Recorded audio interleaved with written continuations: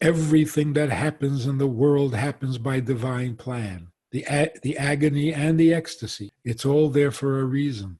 Divine, individual, specific attention to detail. That's divine providence.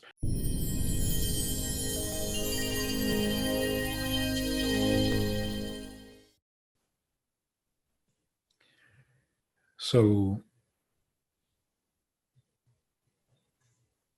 how do we make a dwelling place for God in this world? Not by choosing mitzvah over sin. Sin is not a daily part of our lives. It's the gullus within the gullus where a person can actually slip and fall. That's not life. Life means I'm either doing the weekday mitzvah of building the Mishkan, or I'm doing the Shabbos mitzvah of enjoying the privacy of our dwelling place with God. Hey, life is good again. It's a nice life. And it's a nice world, even with the gullus, but not the gullus within the gullus. That's overdone. That's over the top. No good. So let's picture ourselves now before the coming of Moshiach, when this will become the norm. You want to be good or you want to be gooder? Those are the choices. You want to be holy like a weekday or you want to be holy like Shabbos? Those will be the choices. We should start thinking that way. And the Baal Shem Tov actually started that process, preparing us for Moshiach. So what is it that Baal Shem Tov said? Don't sin.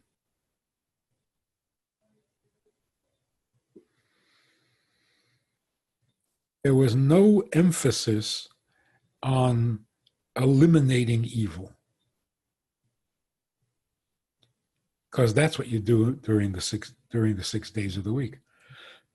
The Shabbos, the seventh generation, there is no eliminating evil. It's taking pleasure in the good. So what did the Baal Shem Tov say? Every Jew is godly. The simple Jew may be even more godly than the scholar. Every mitzvah is God's pleasure. God seeks the heart. He wants your devotion. He wants your closeness.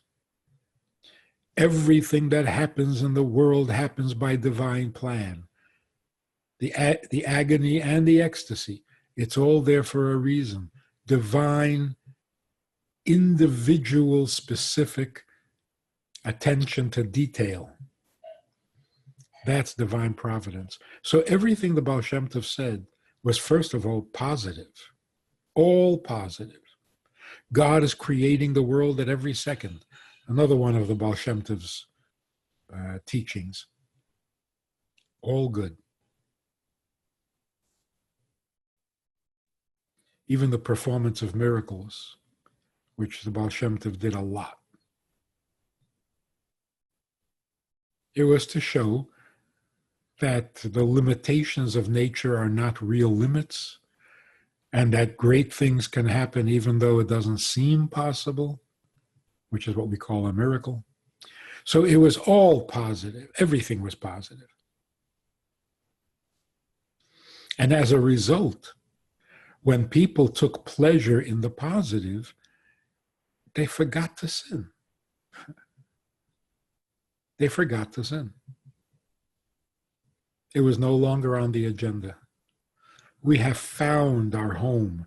We have found our pleasure. Our pleasure is godliness. Sin is a foreign substance that is not welcome in our system. And so it fell away.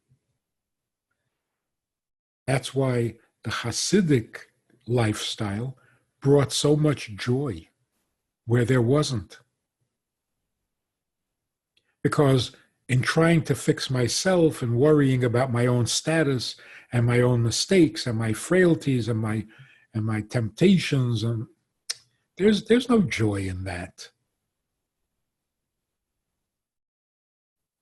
But the way the Baal Shem Tov saw us, the way the Baal Shem Tov saw the world, and the way the Baal Shem Tov saw God is joyful, all good. Of course, the Rebbe brought all of that into everyday life. You actually become a shliach. You don't just do this in your free time. It's a full-time occupation. That's what it's going to be when Moshiach comes. Your whole life, everything you do, will be dedicated to God, to making God comfortable in his world, which means with us. So let's get on with it. Let's get Shabbosdik. Emphasizing the positive, letting the evil or the unholy just slip away because it doesn't belong on our agenda in the first place. So either we're going to be building the Mishkan or we're going to be enjoying being in the Mishkan when God is there and it's his private domain. And we won't bring any weekday stuff into it. We don't want it. We don't need it. We're not interested. The ordinary gold has been spent. Hopefully it was spent well in the building of the base of the Mishkan. But now that private gold, the gold that remains always within your private domain, you never carry it out. Now's the time to unwrap that, to appreciate the awesome Jewishness of a Jew that isn't always visible, but it's also not corruptible. It's, when you see it, it is absolutely amazing. Jews who have tried everything else found it lacking. And then they do a mitzvah, and it's like, oh, I think I'm home. I think I'm home. Will I then become a tzaddik? Doesn't even enter my mind. When you're home, it doesn't matter whether you're a tzaddik or not. You're there for him. So of course you'll do the mitzvah without thought of a reward. Who thinks of a reward when you're home?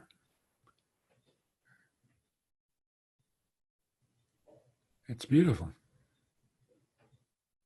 And it's true. And the Rebbe made it so practical and so urgent that we bring Moshiach, which simply means finish the job. Make the dwelling place. Create that welcome for God that we can merge. And that merging needs to have a place, a venue. So when the world is ready, our relationship can become complete, which means no need to hide it, which means nobody will be jealous.